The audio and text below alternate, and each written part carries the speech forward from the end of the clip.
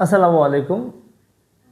আজকে আমরা যশোর বোর্ড 2017 সালের কোশ্চেনটা সমাধান করব, অর্থাৎ বল থেকে যশোর বোর্ড 2017 সালে যে কোশ্চেনটা আসছে সেটা একটু সমাধান করি।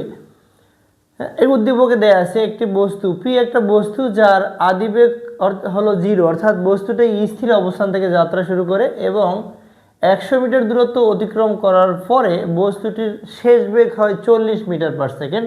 পি বস্তুর ভর দেয়া আছে 5 কেজি এবং ঘর্ষণ বল দেয়া আছে 10 নিউটন। প্রথমে বলা আছে এফ নির্ণয় করো, অর্থাৎ প্রযুক্ত বল নির্ণয় করতে বলা আছে। তো আমরা প্রথমেই কোশ্চেনটা সমাধান করার জন্য প্রযুক্ত বল বের করার জন্য কিন্তু ত্বরণ লাগবে, অর্থাৎ তাহলে ত্বরণ বের করার জন্য আমরা এই 100 মিটার দূরত্ব অতিক্রম করার ক্ষেত্রে এখানে এস এর মান আছে, ইউ এর মান আছে, ভি এর মান আছে, তাহলে কিন্তু আমরা এখান থেকে ত্বরণ বের করে নিতে পারি। তাহলে আমরা লিখব যে এখানে u equal 0 metre per second, v equal হলো 40 মিটার পার সেকেন্ড, এস দেয়া আছে 100 মিটার।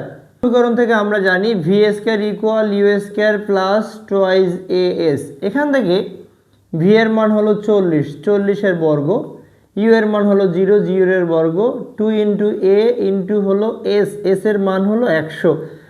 তো এখানে 40 এর বর্গ হবে 1600 আর এখানে এটা হলো 200 এ, তাহলে 200 এ ইকুয়াল হলো 1600, দেন এ ইকুয়াল হলো এই 1600 ভাগ হলো 200, 8 metre per second, 8 metre per second square. অর্থাৎ এই 100 মিটার দূরত্ব অতিক্রম করার পরে বা 100 মিটার দূরত্ব অতিক্রম করতে পি বস্তুটি 8 মিটার পার সেকেন্ড ত্বরণ অর্জন করে। তাহলে আমরা এখন বলতে পারি যে প্রযুক্ত বল, এক্স্যাক্টলি প্রযুক্ত বল বা এফ একই কথা, প্রযুক্ত বল ইকুয়াল বলা যায় কার্যকর বল, কার্যকর বল প্লাস হলো ঘর্ষণ বল, প্লাস হলো ঘর্ষণ বল।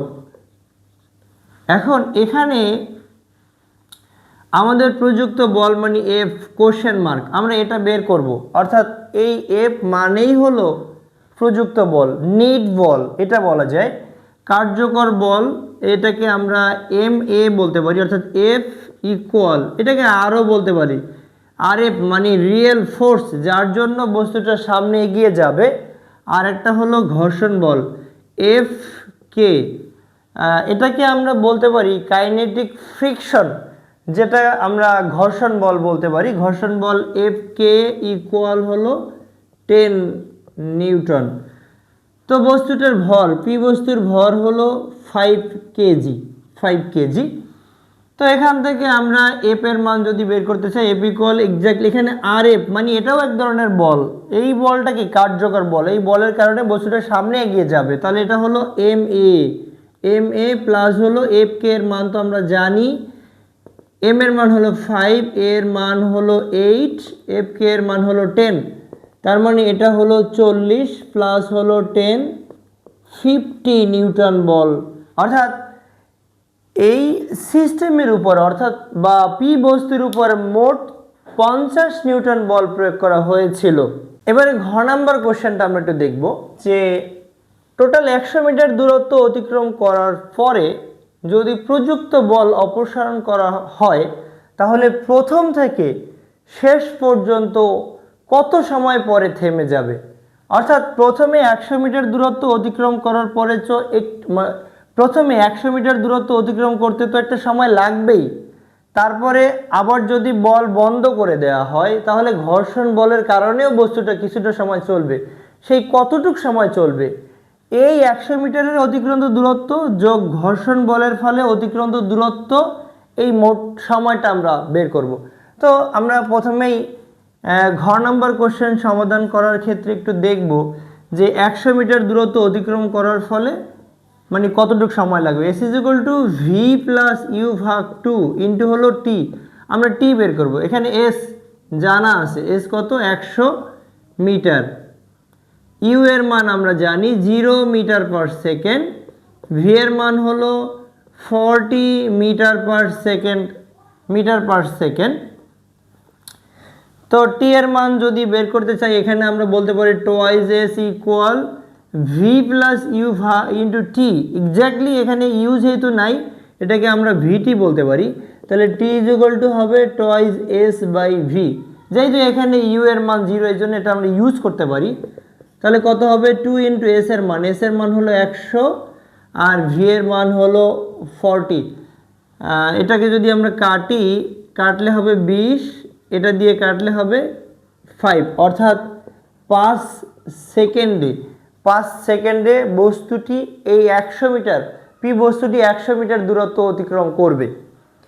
এরপরে আমরা দেখব যে ঘর্ষণ বল মানে এক্স্যাক্টলি প্রযুক্ত বল অপসারণ করার পরে কার্যকর থাকে ঘর্ষণ বল। তাহলে ঘর্ষণ বল এফ কে সিঙ্গেল যদি আমরা ঘর্ষণ বল এর ইকুয়েশনটা ইউজ করি তাহলে একটা মাইনাস ইউজ করতে হবে, অর্থাৎ ঘর্ষণ বল অলওয়েজ গতির বিরুদ্ধে কাজ করে। এফ কি ইকুয়াল মাইনাস এম এ। তো এখান থেকে আমরা এর মানটা যদি বের করতে চাই, এর মানটা বের করতে চাইলে কি হবে, একদিকে আমরা মাইনাস ইউজ করব, minus F k by m. এখন এটা যদি আমরা ভাঙাই তাহলে টি পাবো, ভি মাইনাস ইউ বাই হলো এই টি, এটাকে আমরা টি ওয়ান বলি। প্রথমে এটাকে যদি আমরা টি ওয়ান বলি, এটাকে টি ওয়ান বললাম, আর এটাকে আমরা টি টু বলবো।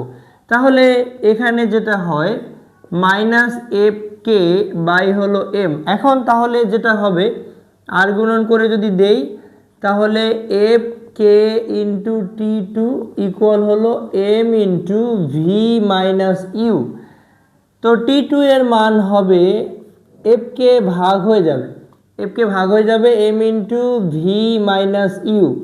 এখন আমরা এখানে লিখব যে মানে প্রযুক্ত বল অপসারণ করার পরে বস্তুটা যদি আবার পুনরায় চলতে শুরু করে তখন এই শেষ বেগটাই এখন আদিবেগ হয়ে যাবে। তার মানে ইউ ইকুয়াল হবে 40 মিটার পার সেকেন্ড। পরবর্তীতে বস্তুটা যে ঘর্ষণ বলের কারণে তো থেমে যাবে, তাহলে শেষ বেগ হবে 0 মিটার পার সেকেন্ড। এবং ভর তো আমরা জানি এম এর মান হলো 5 কেজি। আমরা সব মানটা ব্যবহার করলে সঠিক মান পেয়ে যাব। এম এর মান হলো 5, ভি এর মান হলো 0, মাইনাস ইউ এর মান হলো 40, এফ এর মান হলো -10। তাহলে এখান থেকে আমরা এটা যদি কেটে দেই তাহলে হয় 4, এই মাইনাস আর এই মাইনাস গুণ করলে হয়ে যাবে প্লাস, মাইনাসে প্লাস, তাহলে 4 5 20 সেকেন্ড। তাহলে মোট সময়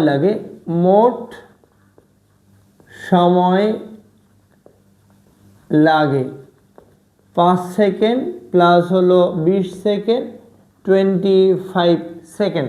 তাহলে শুরু থেকে শেষ পর্যন্ত বা থেমে যাওয়া পর্যন্ত বস্তুটা মোট 25 সেকেন্ড সময় লাগে।